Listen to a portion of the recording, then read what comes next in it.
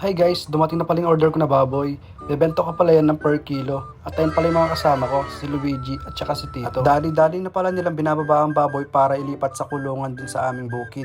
At ayun pala yung kasama ko guys, yung kapatid namin pangalawang bunso. Ayun pala si Marlon. Dali-dali na nilang tinali ang kabilang paan ng baboy para papalakarin sa papuntang kulungan. Pagkababa ng baboy, ang bait-bait niya. Tapos pag bandang huli, sobrang nahirapan kami. Panoorin nyo na lang kung paano namin ginawa papasukin sa kanyang kulungan. At ayun na nga guys, nababa na ang baboy. Ayan, sobrang liksi niya. Then, maamo pa siya pagdating sa dulo.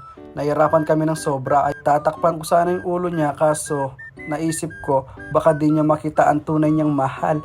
Charot, hindi gayon. At ayun na nga guys, maamo pa siya dyan. Ayan. Tapos bandang huli, ayan, kumakorbet siya. Sobrang hirap namin. Nahirapan kami ng sobra dyan, guys.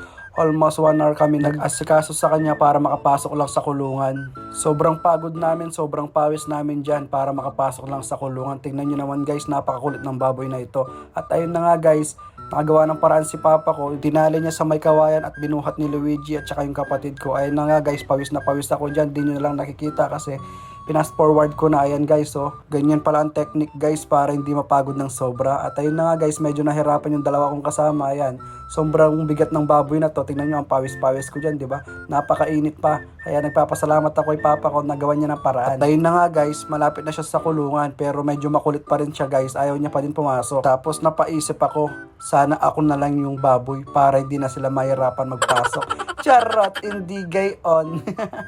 At ayun na nga guys yung mga alaga ni Papa ko na dyan. Ayan yung alaga niya isang laki. At ayun naman yung mga bibi niya guys. Then ayan. At may iba pa yung mga manok, aso, pusa. Diba guys? Ayan. Sobrang pagod. Hanggang dito na lang. Bye bye! Patok Neso!